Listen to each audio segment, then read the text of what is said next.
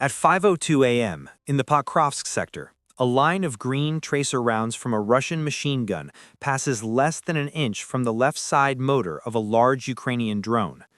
The pilot jerks the control stick left, throwing the heavy, 8-rotor Baba Yaga into a hard bank at about 65 miles per hour to avoid a stream of 30mm anti-aircraft fire.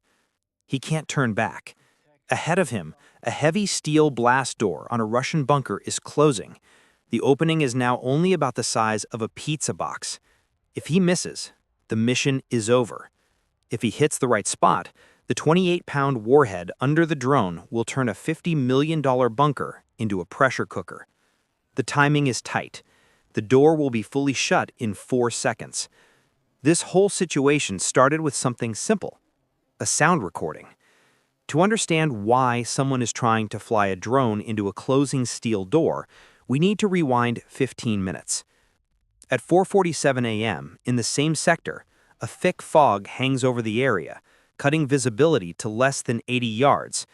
It's miserable weather for soldiers on foot, but nearly perfect for what is about to happen. In a muddy clearing 5.7 miles from the target, the rotors of Ukraine's most feared night bomber begin to spin. The call sign is Baba Yaga, Unit BY-17. This is not a normal store-bought drone. It has been stripped down and rebuilt to do one job: carry a 28-pound directional thermobaric warhead strapped to its underside with zip ties and whatever faith the crew has left. That warhead was loaded at 10 p.m. the night before, waiting for this exact moment.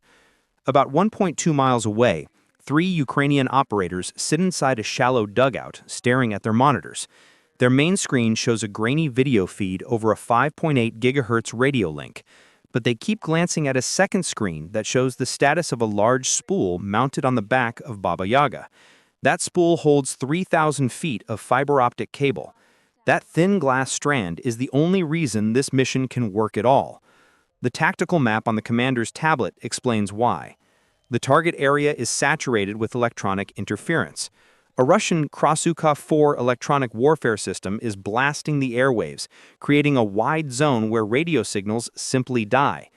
To make matters worse, about 3 miles to the north, the radar of a Pantsir Psi air defense system is scanning the sky. That system was built to shoot down drones. There is, however, a weakness they can exploit. Because of the uneven terrain and dense forests, the Pantsir's radar has trouble tracking low-flying objects below about 60 feet, so the Ukrainian pilot is not really flying in the normal sense. He is skimming. He keeps Baba Yaga between 38 and 42 feet above the ground, almost cutting the grass to stay under the radar's view. But Baba Yaga is not alone. At 4:50 a.m., the slow, heavy bomber gets an escort. 6 modified 7-inch FPV racing drones blast past it and vanish into the fog at around 90 miles per hour. These are not the stable camera drones you can buy in an electronics store. They are bare carbon fiber frames with oversized motors, a battery, and a simple camera. They have been built for speed and aggression. They aren't carrying explosives. They're carrying a trick. Their job is to act as bait, to provoke the Russians into exposing their positions. It's a suicide mission by design. It works. As the swarm reaches the outer defensive line, the high-pitched whine of 24 electric motors cuts through the silence. A Russian soldier on the trench line, manning a PKM machine gun, spots movement in the fog and opens fire immediately, spraying 7.62mm rounds into the air. Green tracers arc through the mist. One of the lead drones takes a direct hit to its exposed lithium polymer battery. It doesn't just break. The battery erupts in a white flash, scattering burning fragments over the trench. 2 more drones are shredded by concentrated fire from AK-12 rifles. Their arms snap mid-flight, and they tumble into the mud as wreckage. From the Russian point of view, it looks like a small but clear victory. They cheer, slap each other on the back, and believe they have just stopped a kamikaze drone attack. They think they have taken control of the situation. They haven't. While the Russians focus on the explosions, the 3 remaining FPV drones perform a maneuver no human pilot could match at that speed. They slam on their air brakes, dropping from 90 miles per hour to a hover in under a second, stopping about 60 yards behind the first trench line. Then they release their payloads. These are not standard grenades. Each drone carries a pyrotechnic whistle charge paired with a heavy flashbang. When they detonate in a carefully timed sequence, they imitate the sound pattern of incoming 155mm artillery shells, followed by powerful blasts. To soldiers already under stress, it sounds exactly like the beginning of a full artillery barrage. The trick works. "Artillery incoming, take cover," comes over the Russian radio net. Hearing what he believes is heavy artillery landing near his position, the Russian sector commander makes the only decision that seems rational. Get everyone underground, fast. Within minutes, 38 soldiers abandon their trenches and crowd into the main command bunker. They think they are avoiding an artillery strike. In reality, they are walking into a trap. Just as everything is set up perfectly, things almost fall apart. At 5:57 a.m., a passive sensor on the Russian electronic warfare vehicle detects the 5.8 GHz control signal of the incoming Baba Yaga. The Russian crew immediately turns the Krasuka 4 jammer up to full power. The effect is brutal.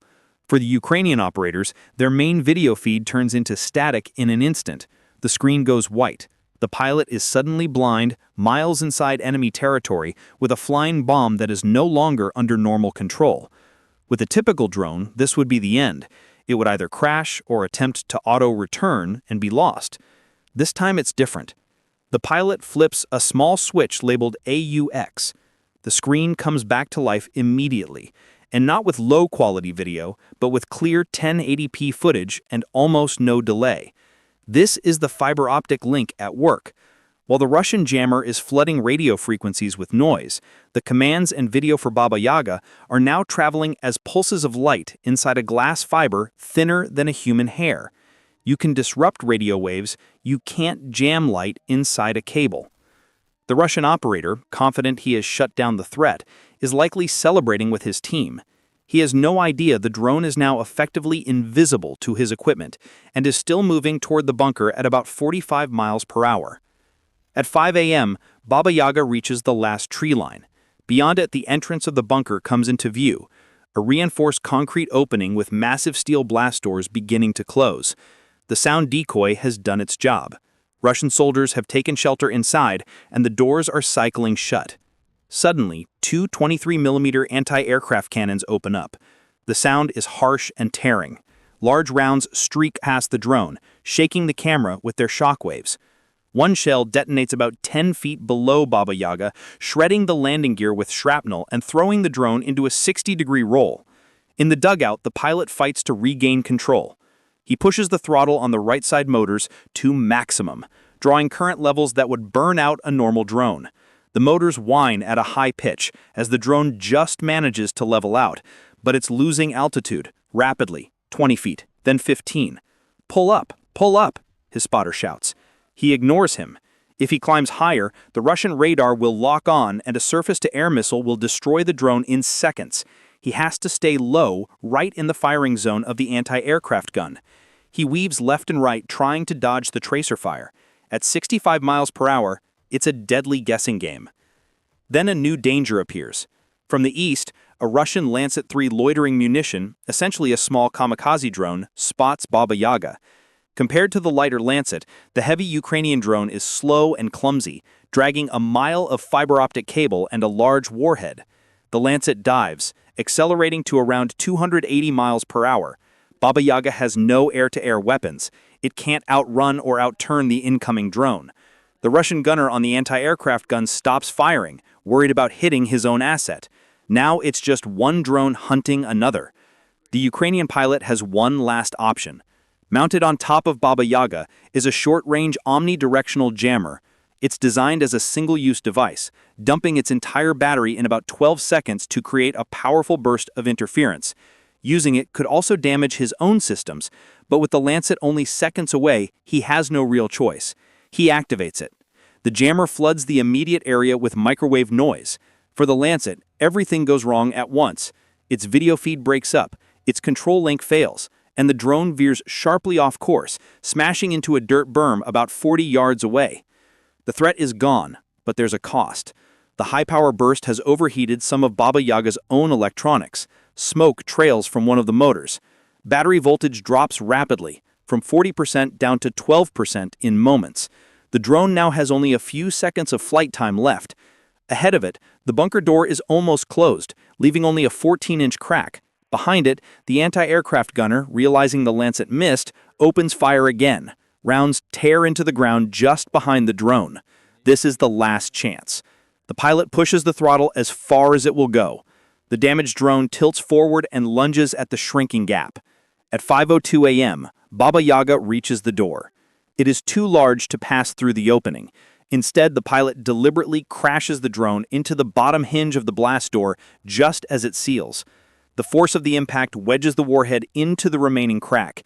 Inside the bunker, the hydraulic locks engage with a hiss, and the door slams fully shut. There is a loud metallic jolt. The door shutters on its frame. Staff officers freeze, startled. A colonel glances at the heavy lock and exhales. "Relax," he says. "It's just shrapnel. We're sealed." He trusts the several inches of hardened steel to protect them. He is wrong. The warhead's fuse triggers. The first stage disperses a cloud of fuel-air explosive through the crack around the door and into the bunker's ventilation system. For a brief 0.4 seconds, nothing visible happens. The vapor mixes with the air throughout the confined interior, where 38 men are catching their breath. Then the second stage ignites. This is not a conventional blast, it's a pressure event. The fuel-air mixture detonates, creating an overpressure wave of around 80 psi. In the open, that would be a large but survivable explosion at some distance. Inside a sealed concrete room, the shock wave has nowhere to go. It bounces off the walls, amplifying as it reflects. The pressure crushes internal organs almost instantly. Any survivors of the initial pulse are hit by a violent vacuum effect as the pressure drops, ripping air from their lungs. The blast door, designed to resist attacks from the outside, is blown off its hinges from the inside. It sails out into the fog, followed by a jet of flame and smoke. Outside, the gunner on the anti-aircraft gun stops firing and stares at the smoking entrance. He doesn't need to check for survivors. The mission took 15 minutes. The total equipment cost for Ukraine? About $6,000. The result? The destruction of the 810th Brigade's command element. Their impenetrable bunker has become a mass grave. The Russian army has just been taught a painful lesson. In modern war, hiding underground is not always the safest option.